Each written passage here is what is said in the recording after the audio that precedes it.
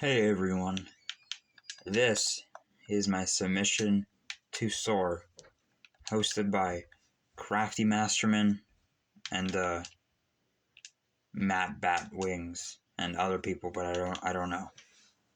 And I'll be talking about my redstone journey, starting from a noob all the way to this. Well, this is a tutorial, this one, but I have a few that are my own. And so you can tell, I'm a Bedrock player playing on a controller, so I'm not all your Java buds. But let's get started. So this is, by the way, this is going off my own script I don't have a script actually, so just so you know. Okay, so to start it off, we simply have my first ever redstone build that I can think of, and that was one of those really old lava doors. So let's just make a wall.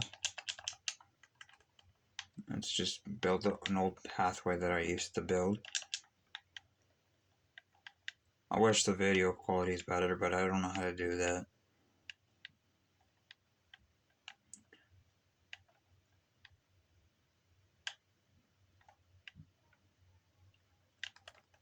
So this is how I'd always do it.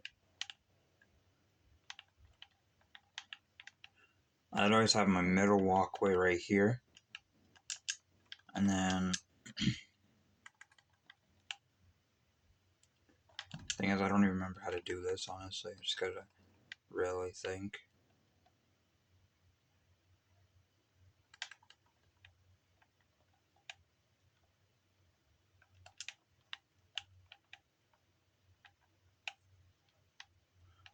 So this is just like a simple design. Hold up.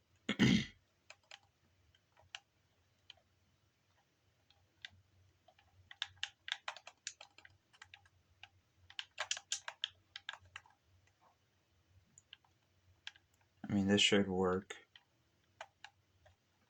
Hopefully. I don't really remember how to make these, so bear with me.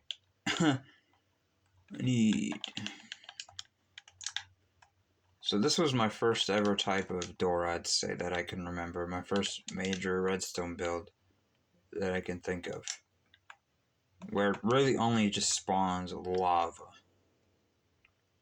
and go off into the corners here. And I mean, it would be better than this. It'd be wider, usually like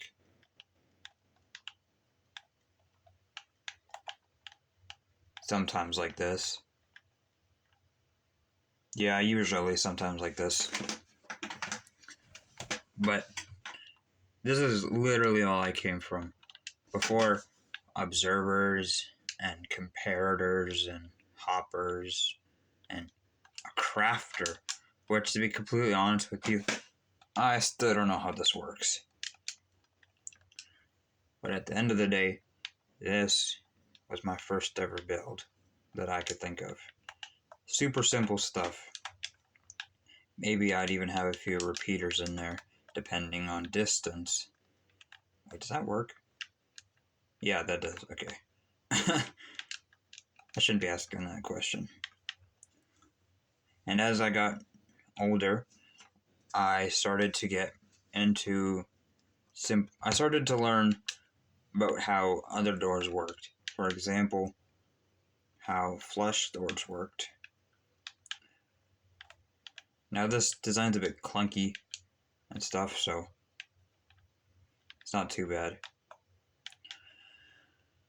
And then I started to work on traps, and I still love traps, I can't lie. Traps is probably one of my favorite things, and a lot of my stuff is from inspiration. I have a 5x1 flat ground inspired by Jude Law from like the Strength SMP. Just simple stuff. I don't have it exactly like his. I had to customize it. Or a 3x3 by Tomko. He's pretty nice. I like him. I usually like to experiment with my builds, especially tutorials. Like this one is an exact replica of his. And this one, I decided to make it Java friendly since Redstone Dust, I'm pretty sure, can't go on Pistons in Java Edition. And so I kind of just updated it for it to work. And it works exactly the same. Just the layout's a bit different. Also a bit taller. I would slowly work on farms. This is an advanced farm. Like 4-way, you know? And in 2023, I transferred from PlayStation 4 to Nintendo Switch. And that's before my major journey for Redstone, I'd say.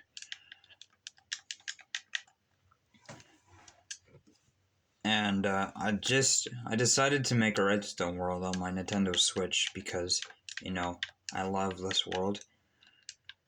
I'd die for this world. This is one of my favorite things. I have a lot of just random stuff in here. Like, I don't know about other Redstone worlds, but mine's a mess. So, like I said, I'd die for this world. I love it too much. But back to the story.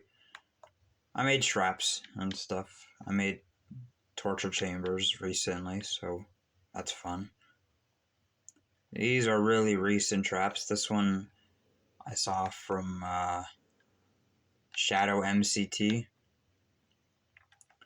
on his video, like a fake trap or something, or he'd fake this, he'd purposely die, and then he would respawn at a certain distance away and hit a note block, and then he would just be shot to the opponent while creating a knockback trap right behind them to knock them in.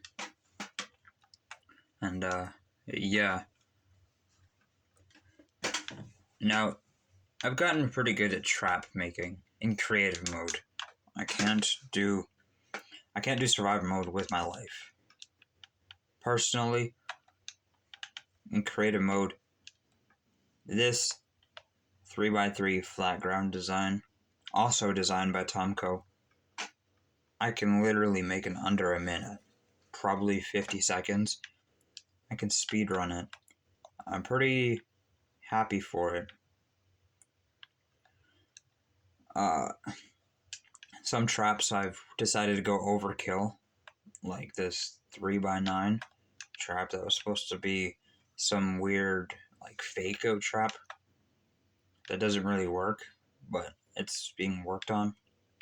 The idea was these middle ones would go, the opponent would be here, think, oh, I didn't get trapped. Let me go around the trap, and then these outer ones will open, basically making it a huge trap.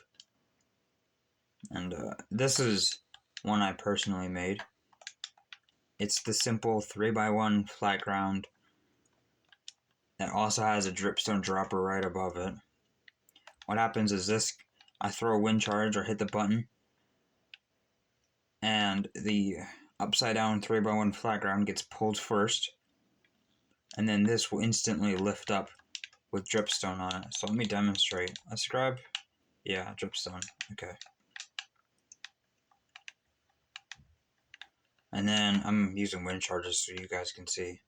But I throw it at it, then I go down. It drops the dripstone. This bottom part is set up just so I can collect it.